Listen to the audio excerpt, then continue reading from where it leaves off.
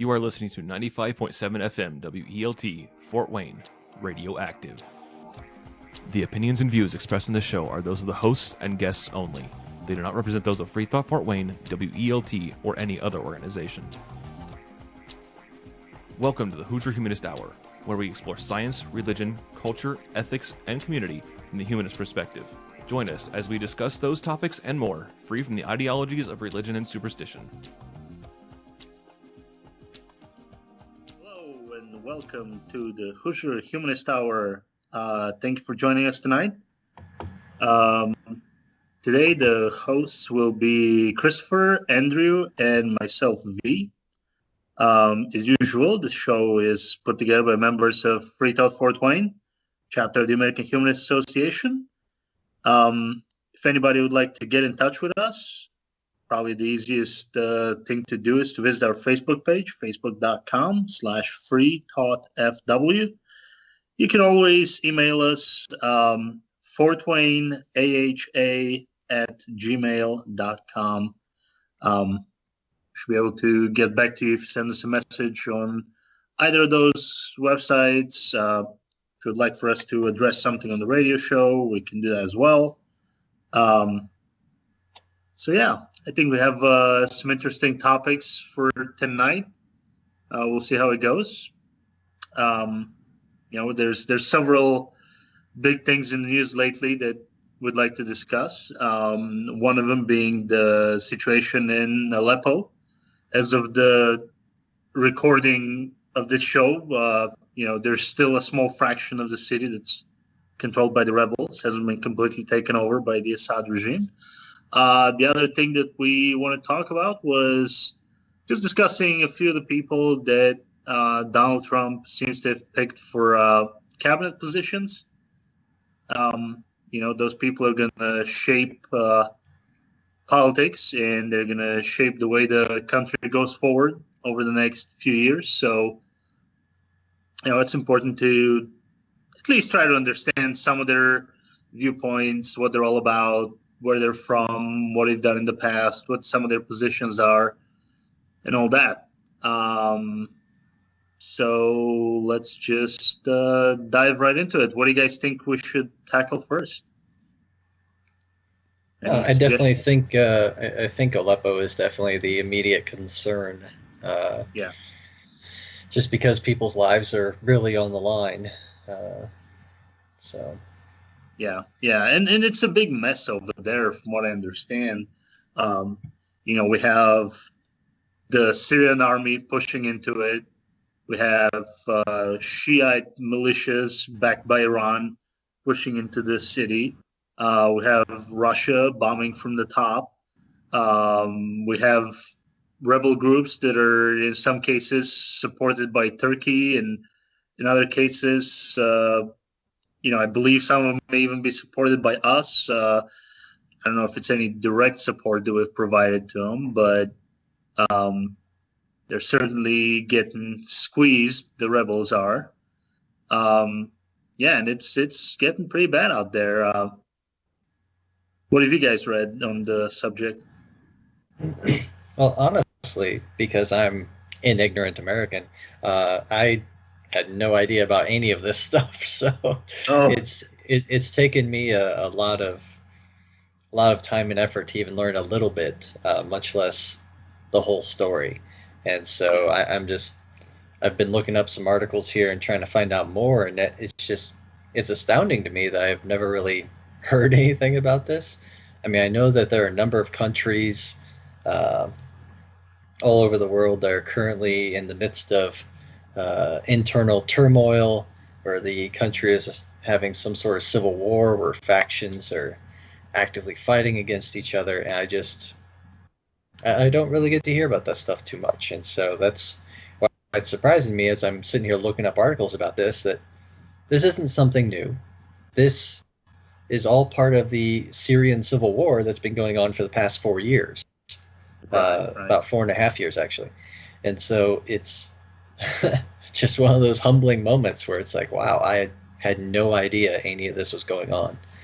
And then with the advent of all this social media, it definitely helps bring some of these topics I wouldn't normally hear about to the forefront, to where I can actually start learning something about stuff in other countries. Sure, yeah. Unfortunately, the situation in Aleppo is so dangerous that there's very few actual journalists reporting from there. A lot of the news that comes out is people that blog, people that write stuff on Facebook, or are able to get in touch with Western journalists over the phone. I'm honestly not sure. I've looked at some of the pictures that are coming out of Aleppo, and just the total destruction of that city. How did they even have infrastructure for cell phones to even operate is mind-boggling to me. Yeah. Yeah, especially when we're in a modern, highly civilized country, arguably one of the most civilized in the world, most technologically developed, and yet I still have issues getting a cell phone signal just going to a state park. Like, how does that happen? Oh yeah. As soon as you're outside of town, your 4G's gone, your internet's gone. You can barely make phone calls or text, and Right. Those guys over there are being pounded constantly, and somehow there's enough of a cell phone signal or underground infrastructure that's intact that is somehow working one way or another. I imagine that they must have those Facebook gliders working. I don't know if any of you saw that, but I saw a commercial, I think it was like on Hulu or something, of this giant, basically flying wing glider that was able to shoot wireless signal down to the ground and provide internet for, I can't even remember what it was, like a 60 square mile area or something. Wow. And it was pretty phenomenal. It's prototype technology that Facebook's been developing, but It's just astounding to think that we can do something like that nowadays. Yeah. One thing that I was considering that may be the case is if there are any mobile cell phone towers and things like that. They certainly exist. I don't know if anybody has brought any over there or anything like that, or just, if the infrastructure previously used to be underground and there's a few towers standing up here and there, it might still work as long as they're powered. You know what I just pictured in my head as you mentioned that? As soon as you mentioned a mobile cell phone signal creating thing, I pictured a technical. Do you know what a technical is? A technical, no. Yeah, it's basically a pickup truck. Typically mounted in the back of the pickup truck is like a Gatling gun or machine gun or something. In this case, I was picturing a cell phone tower. Oh yeah, they're not too different from that. It's usually, a van with an antenna on top of it, and that's all these things are really. And they've been used for nefarious purposes before too. But anyways, it's. Have you guys looked at any of the pictures from Aleppo? Some of the destructions, like before and after pictures.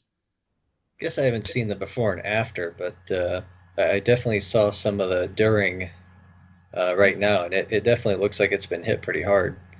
The city's been rubblized, essentially. Yeah, pretty much. And I was on the Independent. It's a UK website, and they have, about a dozen pictures that they've published from various places. And it looks like a really nice city, what it used to be before. There's some of the pictures have just these giant avenues that, 4 or 5 lane highways running right through the city. When you look at some of the pictures from the city at night, streets are lit up.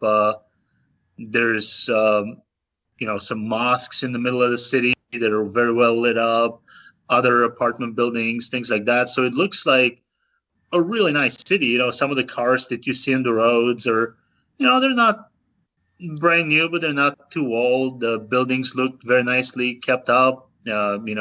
Satellite dishes on the roofs, things like that. It could be any, not too rich, not too poor type of country. They're showing some side streets where, this might as well be an Italian little city with flowers on the windows and, narrow streets with buildings all over, parks with benches and, stuff like that. So, and just when you see the destruction, to think that all this stuff is just almost completely leveled to the ground currently, it's just really sad to see. I mean, it really is. I guess the thing that confuses me is all the players that are involved in it, because it seems like there are a lot of different people and a lot of different countries that are involved in this whole thing, and so it's a little hard for me to track what all's going on, because I've heard stuff about Iran getting involved, about Russia getting involved, and so I mean, like, what are all the factions here, so to speak, or all the players? So from what I understand, I mean, it's really difficult to even define all of it. So, you have you have ISIS, or Daesh as it's called, I suppose. That, those are the really bad guys. Those are the guys that nobody likes. And they cross over into Syria and into Iraq. So they, recently, actually in Iraq, they had a stronghold in Mosul, and the Iraqi army was pushing them out of there with the help of the U.S. I don't know how well that succeeded, but they're not. ISIS is not just in Syria; they're in Syria, Iraq, and they may be even in other places. Then there's what people call the moderate rebels. So these are basically people that are, Syrians, that basically want to push Assad out of government. Then there's, the Assad, basically the regular Syrian army. There's definitely, Iranian militias on the ground there. They're fighting on the side of Assad. And of course, the Russians that, they have an air base in Syria. I used to know what city it was, but it doesn't really matter. So they're launching daily flights from there and bombing whatever targets they can find where there are any kind of rebels. So the Russians, the Syrians, the Iranians are basically in this loose coalition, all fighting against both ISIS and whatever the moderate rebels are. Now there was an interview that Trump gave recently, and it was with Charlie Rose, actually, but it wasn't on PBS. It was on another channel. And one of the questions was, should we not support the moderate rebels? And one thing that Trump said, and I don't know, how much to believe him or not, but he was saying that, generals have been telling him that nobody really knows who these moderate rebels are. If we help them, if we give them guns, or if we arm them, anything like that, you just don't know who you're really giving the weapons to. They may end up in ISIS hands, according to him, very shortly. So Trump has been very supportive, actually, of Russia's effort in Syria to basically eliminate ISIS. Of course, a lot of the media and, a lot of other politicians have been very much opposed to, what Russians are doing there. But, it's not the first time that Trump would be with an opposing opinion to kind of the mainstream opinion of what's happening out there. And I kind of hate using the word mainstream, or the words mainstream, but anyways. The crooked media, I believe, is the crooked is the media, yes. yeah. Crooked media. My goodness. Um, so, and you could see it during the interview. You know, the people that were asking the questions, you know, kind of felt uncomfortable with the answers they were getting. But I mean, I can kind of see Trump's point. You know, the news that's coming out of Aleppo, of all these places, it's coming out over channels that are very difficult to verify. You know, it's some guy's blog. Okay, well, you don't really know who that person is. You don't really know what their situation is. You know, is he being threatened? You know, is some guy from ISIS, a rebel, you know, looking at what he's posting on there and saying, well, if you post this, you're okay. If you post that, you know, we kill your family. Is that what's happening? I mean, I don't know how much to believe any of what's coming out from over there. Well, and just to tie that in with one of our other topics, I was thinking about bringing up, or we were talking about bringing up, as far as tying that in with fake news. I mean, with our sources of news being blogs and, you know, firsthand accounts, I mean, it's hard to know what accounts are made up and what accounts are factual. Well, I'll give you a great example on that. That kind of, it's kind of sort of related. I was listening to NPR today over my lunch break, and they were talking about just that subject of fake news. And you know, a couple of journalists decided to dig into it, and they really, I mean, they did some serious research looking at timelines and who was posting what and where the sources were and who are the owners of these accounts and all this stuff. And here's the funny thing. So there's this tiny city in Macedonia, of all places, called Veles. And I mean, the city is like 50,000 people, right?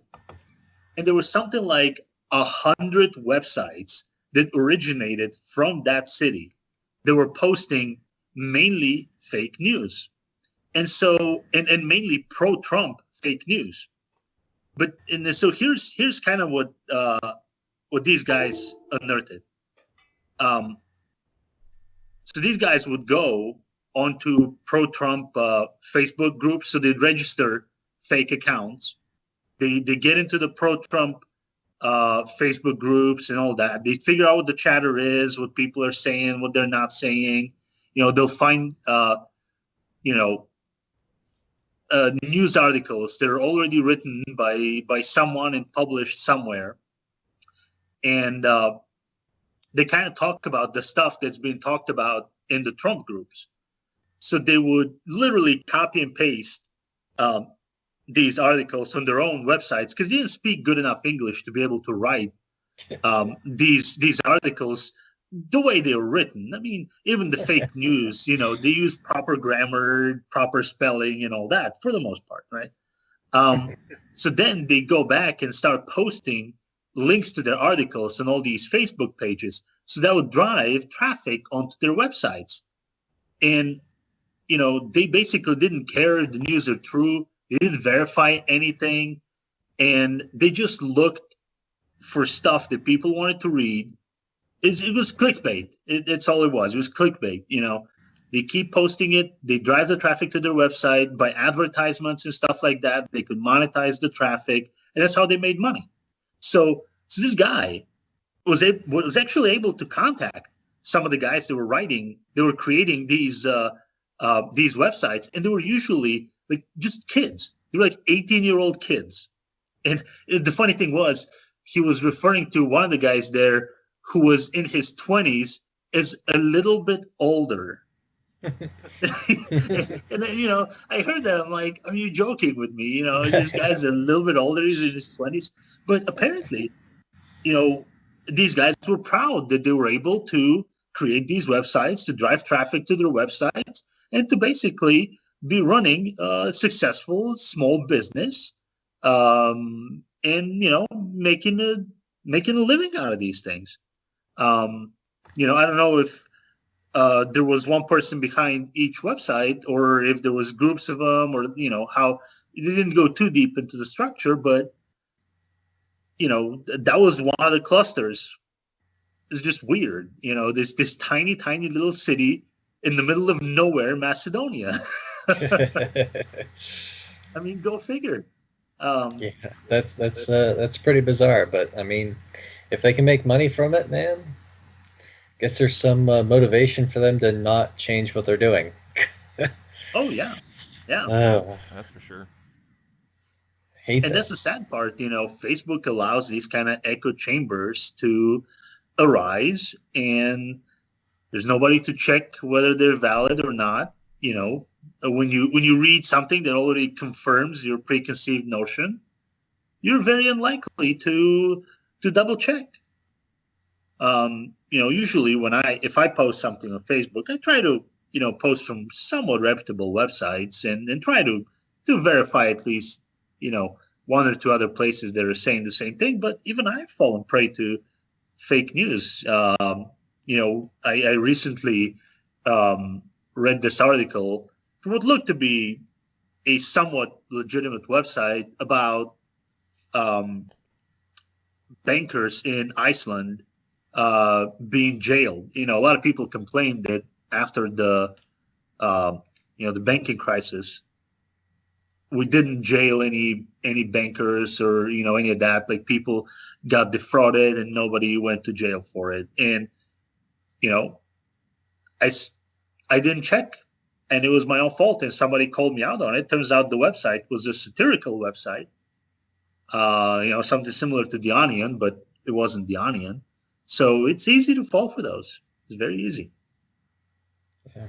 Normally, I would just get caught on putting up a fake site, a fake article or a fake news site once a year, because somehow every year I seem to fall prey. Was it April 1st? Is it April Fool's Day? Yeah. Every single year, I swear. I always pull up Facebook and see some ridiculous article. I'm like, hey, wow, that's pretty cool. And then it's like, no, that's not true. That's how they get you. There's a cluster of plausibility in there, and it's kind of cool, and you get caught by it. Not difficult at all. So that's the thing. With Aleppo, it's like, how much of it do you believe? And I guess my question is, I think you were kind of hinting at, like, whose side should we be on? I guess that's the real question. Like, yes. I mean, sure, the goal is to, quell ISIS and find them, seek them out, get rid of them from the planet. But I guess my issue is where we start looking into whether the means they're being used are appropriate. Yeah. I mean, I guess I haven't pulled up any figures, but I thought that they were having a number of civilians that were being caught in the crossfire, much more so than any operations that are precision targeted, that the U.S. did in our takeover of Iraq.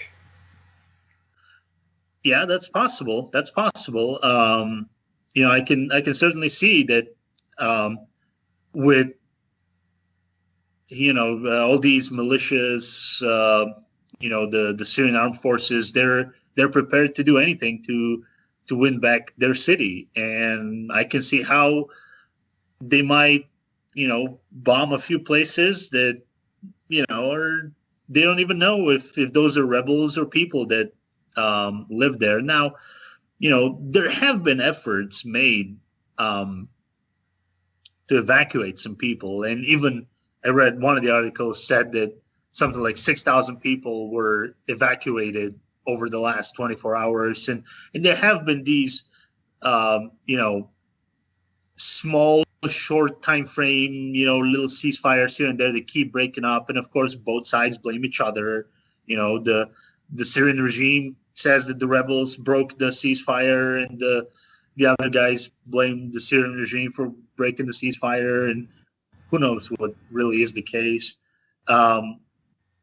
There's supposedly, there were some pictures in one of the articles that I was reading. I don't remember if it was on the Washington Post or on the Independent, of buses just waiting. They showed one of the drivers just kind of slumped over the steering wheel, waiting for permission to go into Aleppo in the rebel-held areas to evacuate people to the government-held areas. There's also been reports that people that try to run basically from the rebel-held areas to the government-held areas were just being executed on the street. Yeah, and I guess that was something that I had heard too. That seemed kind of sketch to me. Yeah, I mean, I don't see a logic behind it. Why? Like, what would the Syrian regime gain by doing that? Yeah. Like, there's no logic behind it, to me. Yeah. And yet, it seems like in some places, they've went as far as saying that it's been independently verified that that's happened. Of course, in other, I think it was actually in the Independent article that I was reading. They had a person on the ground that was saying that they were bombing the rebel-held areas, but they couldn't tell who was doing the bombing. Was it? They just couldn't tell. And I guess with so many players in there, could be anyone, I suppose. I don't know. I don't even. Yeah, it's difficult. Well, it's very difficult. Regardless of the players and everything like that, what matters to me is the human cost. Like absolutely, there's been so much destruction and so much chaos that there's so much suffering going on right now, and I just looking at the pictures from Aleppo, it's like they have nowhere to live. Like there's people who are dead and are dying, and that's like absolutely, yeah. I mean, this stuff needs to stop. Yeah, it's just these people are caught up in a horrible mess.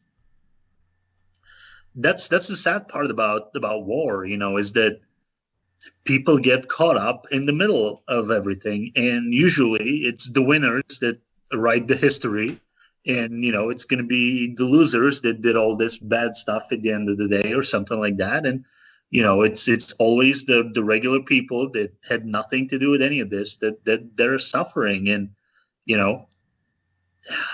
when you look at the bombing that's taken place in Aleppo, I mean, you get the idea that it really is kind of indiscriminate. Like the places that have been leveled are just apartment buildings, schools, whatever. It's really awful. It's really awful what's happening there. But again, there is a grain of a religious conflict in there. ISIS is a hardcore Islamic, militaristic type of an organization. They want to build a caliphate. They want to take over the world. They want to convert and, make everybody, bow to their version of Islam. They even consider other Muslims as not real Muslims because they don't believe as they do. They want all the women to wear full burqas. They're just looking to live the Christian dream, man. Take over most of the civilized world with all the technology and power, and then try to make everybody else become you, and then act like you were peaceful the whole time. Yeah. Right. But no, just to put some numbers to this, I just briefly looked this up because I was curious myself. According to the Syrian Observatory for Human Rights, which I don't know how authentic that source is, but they cite that almost 500 civilians have been killed in the last month, including 62 children. Wow. And so that's a little disappointing. And then the UN estimates about 400,000 people have been killed since the beginning of all this fighting 4 or 5 years ago. But that's all over Syria. That's not just in Aleppo. Right. Yeah.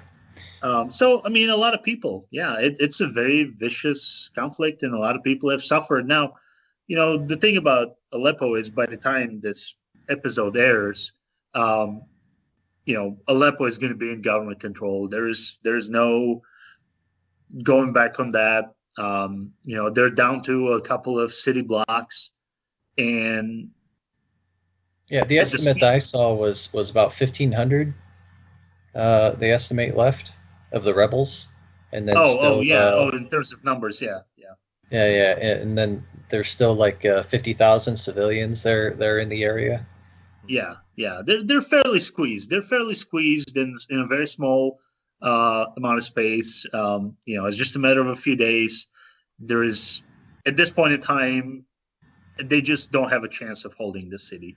The progress that the Syrian army with the Iranians and the Russians have made is unstoppable. Just the sheer air power that the Russians have brought there, is probably enough to drive them out. So one way or another, at least for Aleppo, this conflict is going to end, and hopefully the killings there are finally over, and those people can start to rebuild their lives and all that. But man. Yeah, as far as Russian air power is concerned, man, I don't know how much you guys know about Russian military, but man, those Hinds, man, I just can't get over them. Yeah. The Hind helicopter. Those are impressive machines. The Mi-24s, yeah. Well, one thing they were saying was that I was reading an article today. The Russians have kind of sort of an equivalent to our A-10 ground attack airplane. Theirs is like an Su-25. And they had replaced them with Mi-28 helicopters, which are really heavily armed helicopter. It's basically the next generation of the Hinds that you were talking about. And it was just serving them a lot better in the conflict there. In terms of ground support, ground attack capabilities, all that. So yeah, they have some serious hardware that they've brought over there, and they're not shy to use it. Just give them a target, and it seems like they're ready to blow it out of the sky, ground, or anything like that. And the current administration in the U.S. Is not willing to really do much to stop that for whatever reason. I don't know really, what the reasons are, but Hillary Clinton was talking about establishing a no-fly zone during the debates with Trump, and in some other instances on the campaign trail. But I really don't see how we could do that at this point in time. They have air bases there. Not without starting a war with Russia. Yeah. It'll be World War III. So this thing is going to play out. I just hope that we're seeing the end of it, if nothing else. Well, I don't know. I guess one of my questions was, what was the UN doing about this situation? They keep calling for end of hostilities. They keep calling for ways to evacuate people. But, the UN doesn't have an army. They can't send helicopters. They can send peacekeeping troops, but they're not going to send them in an active war zone. They did that in the past with other conflicts, like in Bosnia, and other places in Europe, when the conflict was settled, then they sent the peacekeeping forces just to make sure that the fighting doesn't start back up. But deliver aid and things like that. Yeah, and to be able to do that. So,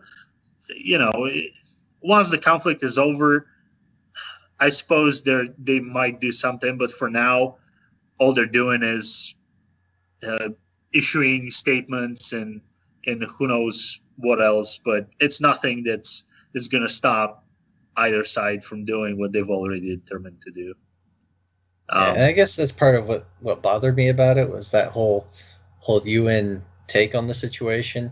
And the reason why it bothered me is just because of another topic we've kind of touched on briefly before, as far as the oil pipeline, which has pretty much kind of resolved or paused for the moment anyway.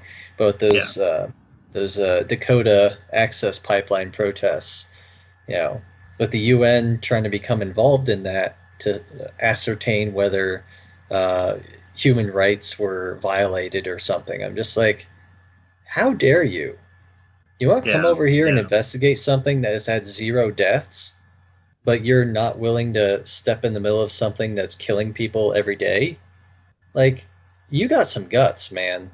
Yeah. You got some real guts. Yeah, no, it's true. It's true. We have a few protests over a pipeline, and it's even if the pipeline goes through or it doesn't, this protest is nothing. It's nothing compared to everything that's happening in the world. They need to focus on other things. I mean, there's a whole war that's going on in Yemen that nobody's talking about either. I can't tell you the last time that I read anything on it because I haven't seen anything in any of the news websites that I visit. I mean, I visit several, at least, of the big ones every day, and you maybe see something about the conflict in Yemen once a month, maybe. So there's all these hotspots all over the world that are not being talked about at all. It's really sad. It's really sad. Man. Yeah. Poor Syrian people. That's really sad that they're caught in this vicious war. It's a religious conflict. I don't know. I mean, do you guys think that the fact that there's a religious element to it makes it a little more vicious, a little more, our side has to win kind of thing? Yeah, that probably has something to do with it. Yeah. I mean, it certainly crossed my mind. That stupid sympathetic humanism factor. Pesky. Yeah. Yeah, it's a little hard to get together and sing Kumbaya when all you're doing is thinking about how that other person doesn't believe in the same God as you do and you need to kill them. Right. Yeah. Or believe in the same God in the same way you do. Oh, yeah, in the same way. Good point. And that's what gets me even more than anything is they believe in the same God. They just don't believe it in the same way, and they're willing to kill for that. That's and they're recruiting all over the world. You constantly hear stories about children. Literally children. They're 18, 19 years old, 16 years old, from all over Europe, from England, from other places that they get their passport and they listen to some videos online and somehow they decide that ISIS is building this great place for them and they're gonna serve God and all this, and they're going to fight in Aleppo or some of the other places on the side of ISIS. That's how they've been able to stay and fight for so long. I mean, so many rebels have been killed. You would think that this war would have been over, except for they're constantly recruiting. People are coming from all over the place. And, I just don't understand how people can get into that state where you can be so quickly and easily roped into something like that. It's like, dude, I take at least a couple hours just to decide what movie to watch. Like, how can you just all of a sudden decide, oh, I'm going to go into battle and die for this cause? Like, that's got to be a pretty serious decision. Yeah. I mean, I'm talking like at least a good month. Like, come on, I spent probably 2 months just deciding whether or not I wanted to join the military when I was in high school. I mean, that was a pretty serious decision. Yeah, and that's your own military for your own country that is not gonna go and exterminate someone for their faith or for their skin color or anything like that. in general, the U.S. Army is going to try to be a force for good. But yeah, I have read some of the stories, and it really is mind-boggling. And it's not just boys that go to fight. There's a lot of girls that get recruited over those websites to go and be brides of the jihadists. And I read some stories about how some families were able to just with incredible odds find their children in Syria and bring them back, or every once in a while they have to switch airplanes in Turkey or something like that, and they get caught there, or it's sometimes the kids would go there, and at first things would look okay, and then they'd be given as a bride to some jihadists at 16 years old, and they start beating them and mistreating them and all that, and they realize that, oh wait, this is not the nice stories that this guy was telling me on the chat, on the internet. And they start to reach back to their family and all that, but it's very difficult to escape once you're in there. Once you're in the grips of these guys, they take away your documents. They put you in that full burqa. They basically erase your personality, and it's tough. It's very tough. That's why I always think it's kind of funny seeing some of these jokes. I don't know if you've seen any of these skits where they've compared this is probably terrible talking about some of my own heritage, but compare like a piece of redneck trailer trash guy to a jihadist, religious extremist terrorist. All right. And when they compare the two, there's a number of things that they actually agree on. Yeah, I've seen some of those. Those are pretty terrible, but it's terrible, but it's actually kind of scary. You make a point. Knowing the parallels. They make a very scary point. Because the girls who are dating the dude in the trailer park, they can be in a very abusive, very dangerous relationship, and they can basically be under the yoke of their man. To where if they speak out of line, well, they get popped one in the jaw. I mean, that's kind of extreme, and I don't know. It's kind of crazy. The thing about it is, it's hard to leave those kind of abusive relationships, even when you're in the United States. That's arguably a very democratic, a very peaceful society, I'd say. Yeah, and that's the thing. There's a lot of freedom. I mean, there literally should be no reason for that woman not to leave that dude. But for some reason, she's brainwashed into thinking that, oh, well, he just hits me because he loves me, or, well, he didn't really mean that, after 20 times, I mean, it's like, come on. Yes. Come on. Well, it's difficult to leave some of those, kids are involved, incomes are involved, you're dependent on that person. And it's not just that, you have these cults, in these religious cults in the U.S. as well, where, kids are abused constantly. They're forced into marriages, into plural marriages sometimes at a very young age to a very old man. And it's hard to leave when you don't have the option, or you don't know that you have the option. You don't know that there is a support network out there. And I'm not saying that it's perfect, but there's various support networks, for example, for women that are being abused in the United States. But that infrastructure is non-existent in Syria under ISIS. You can't just, if you're a girl that gets caught up in there, it's pretty awful. You can't just leave. You can't catch a bus. You don't have any money. If you go beg someone on the street to help you, give you a ride or anything like that, they're more likely to just take you back to your abuser than help you or anything like that. If you guys have ever seen The Path on Hulu, that's actually a pretty good show. It's a newer, I think it just came out this year. A newer show that actually talks about or follows a cult type of situation. And yeah, it really is kind of eye-opening to know that this stuff still goes on and still has an influence on American society. Yeah, and they use the exact same tactics when they brainwashed those boys and girls from various countries in Europe. I mean, in many cases, those kids, they were born in those countries.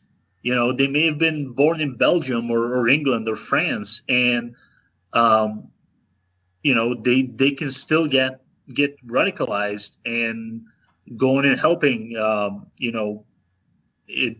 It's not just ISIS. There's groups like Boko Haram and all these other fundamentalist crazy groups that they know how to brainwash kids, and they bring them in, and boy, it's they make them into fighters. I mean, to brainwash a kid from England to go to Syria to pick up a gun and to fight. I mean, I don't understand it. I will never understand it. I will never understand it.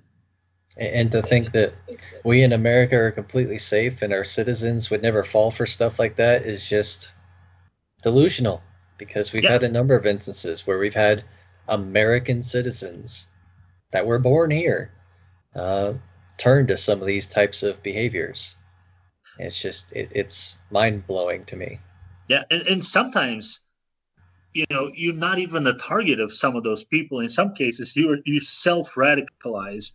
You get into the echo chamber. You get into some of these crazy websites.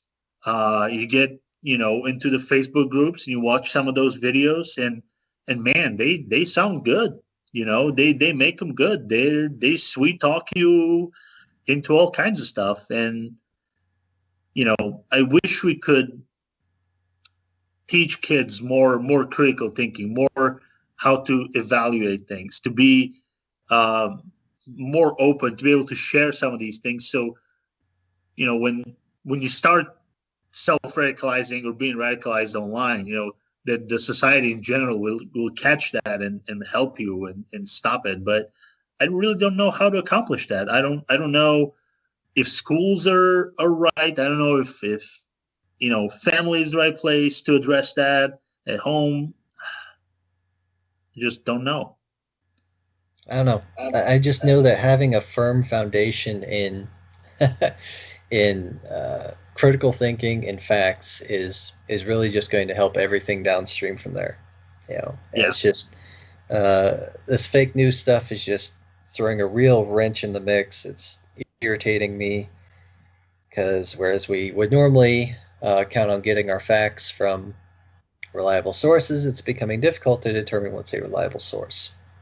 And I mean, one of the statistics that I read, in terms of what was shared on Facebook, 20% of the news that were shared on Facebook, they were more left-leaning, were totally false or had some falsehoods in them. Where on the right side of things, it was as much as 40%. I mean, to think that 40% of news articles shared on Facebook on the right side are fake, wrong, totally wrong, or partially wrong is astounding. It is astounding. I mean, that's how I think that really contributed, maybe just enough to push Trump over the winning line. Because once again, I'm not trying to assert that the left or libtards, as some people would passionately call the group that I belong to, but that Democrats aren't perfect. I will never ever say that they are. What I will say is that from every metric that I've seen, they tend to be a little more factual than Republicans and have a little bit more reasoning and critical thinking than Republicans.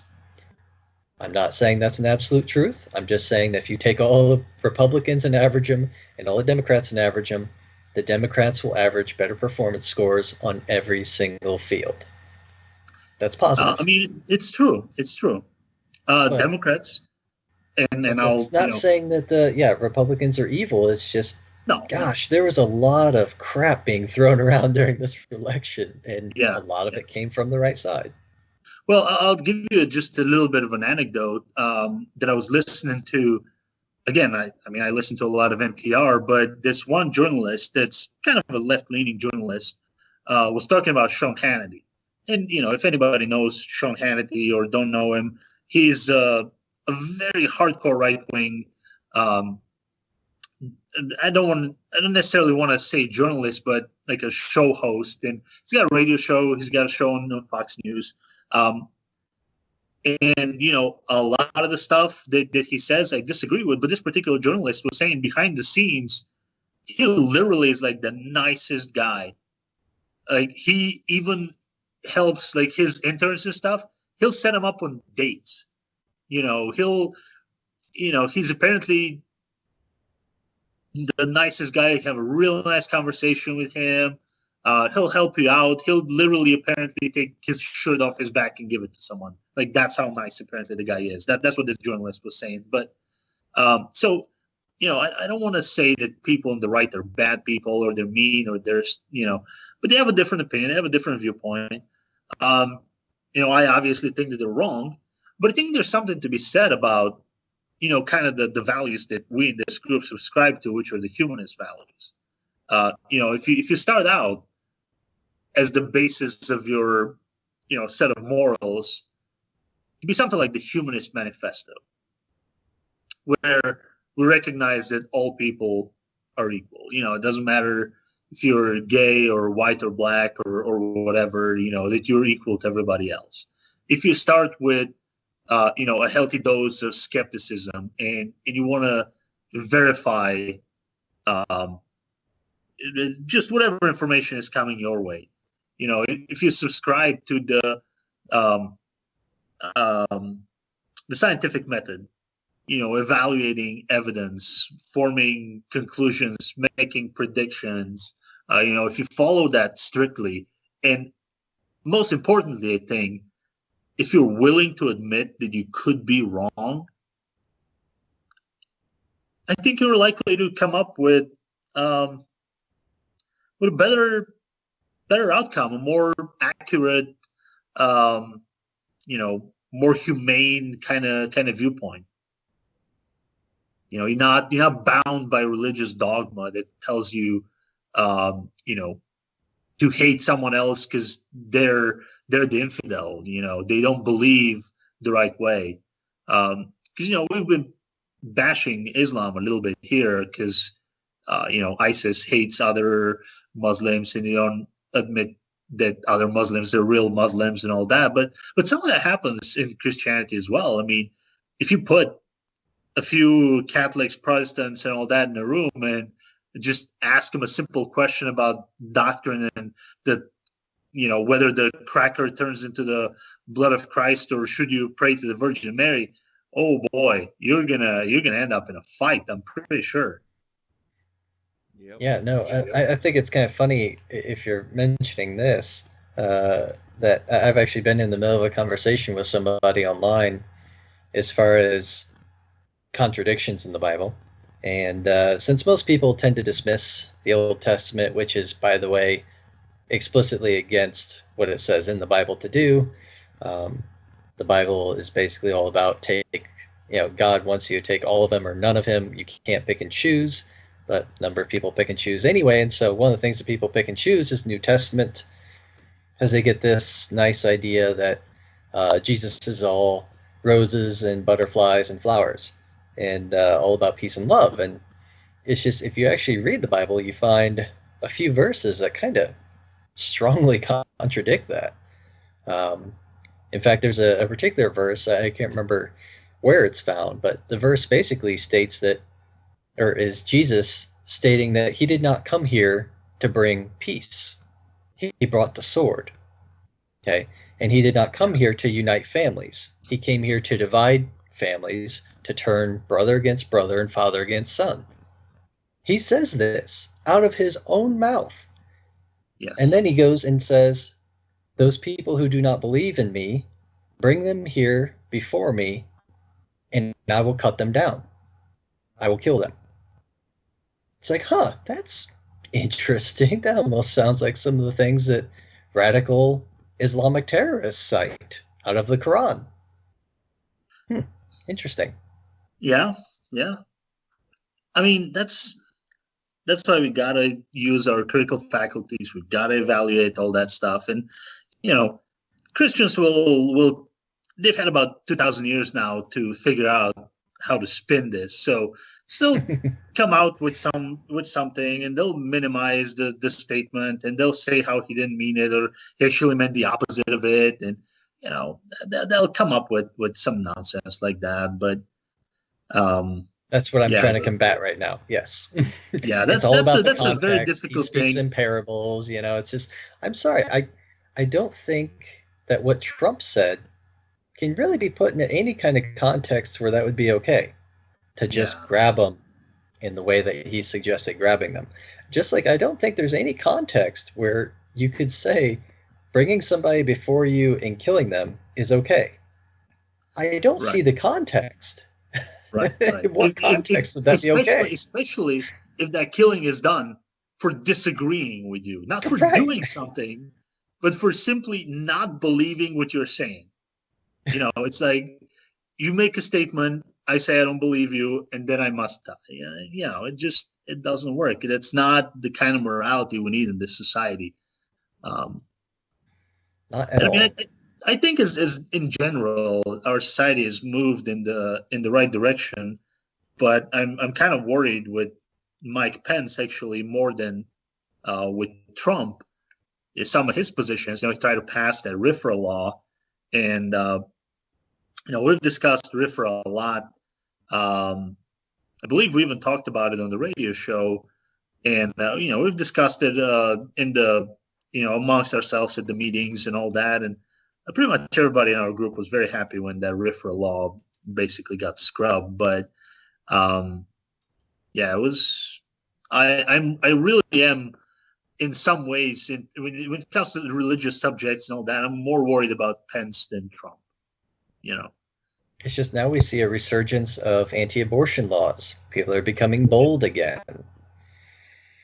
Well, recently they passed an anti-abortion law in Ohio, I believe, and Kasich was going to sign it if he hasn't signed it already.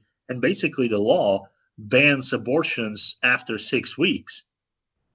Which, after 6 weeks, from what I understand, most women don't even know that they're pregnant. That's correct. Yep. Because, sometimes your period is a little late or uneven or whatever, and you're very much likely to not even know that. And given, how many clinics there are that even perform abortions, and, you need time to schedule it and all that, I mean, that 6 weeks might as well be a total ban. Yeah. Do you guys know how they came up with the 6 weeks? Oh, that was the heartbeat bill, wasn't it? Was it? Okay, I thought so, but I wasn't exactly sure. So you could detect the heartbeat at 6 weeks? Yeah. Oh, wow. But that really doesn't mean anything. That is all the time we have for you this week. This has been the Hoosier Humanist Hour. Be sure to check out FreeThought Fort Wayne on Facebook and on meetup.com. Thank you for listening, and we hope your days are filled with logic, reasoning, and the eternal quest for knowledge.